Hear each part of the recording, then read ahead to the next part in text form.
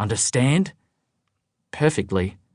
Arlo's floppy brown fringe shivered as he nodded. "Have a good day."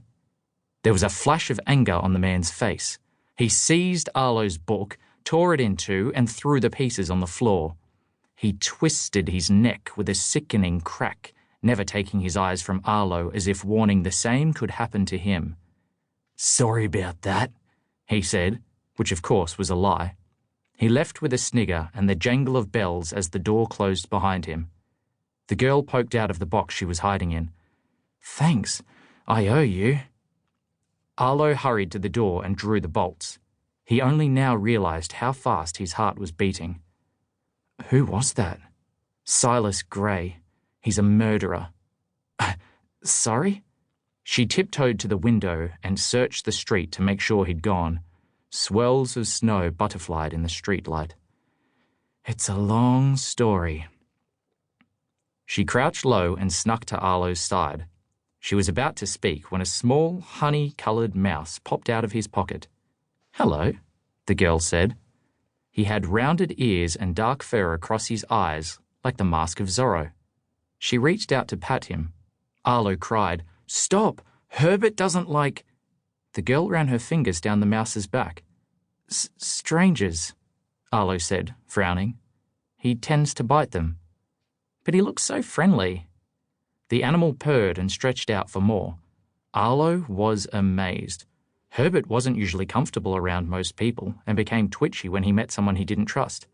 But with this girl, he seemed fine. She looked around the bookshop.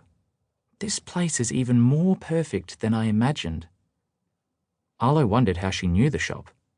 He watched her stare at the roof, which was strung with open books like a sky of never-ending stories.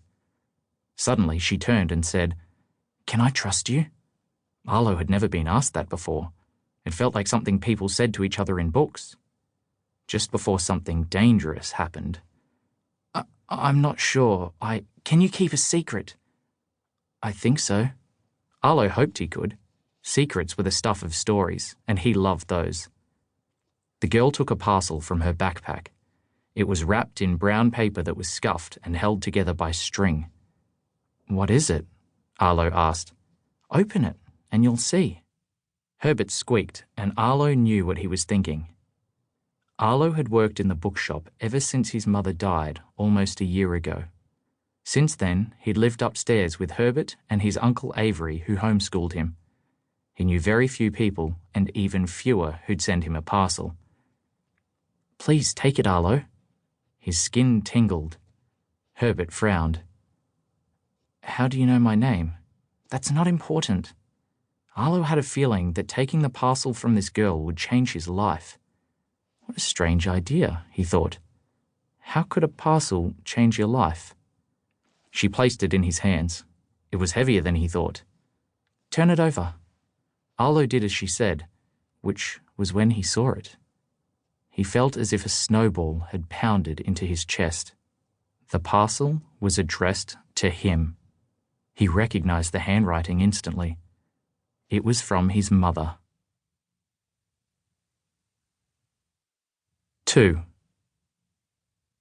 The Book of Wondrous Possibilities. Arlo stared at the parcel. He didn't move. He almost forgot to breathe. The girl, however, seemed relieved. "Do you have any banana cake?" "Huh?" That was all Arlo could manage. His mind was still dealing with the parcel from his mother. And the murderer. A lot had happened in only a few minutes. "Banana cake. You know, cake made with mushed banana and walnuts slathered in cream cheese icing and sprinkled with cinnamon. If it's made properly, which, sadly, it often isn't." Arlo wondered why she seemed more annoyed about badly made banana cake than being chased by a murderer. "We don't have any," he said. "But my uncle makes very nice scones." "No offense," she said with a sniff, "but there's no such thing as very nice scones. They're always dry, and you have to drown them in jam and cream to make them edible." "I'm sorry." Again, to be fair, Arlo was having a hard time focusing on scones. "It's okay. Scones will do." In the flat above the shop, Arlo found his uncle where he usually found him, reclining in his chair.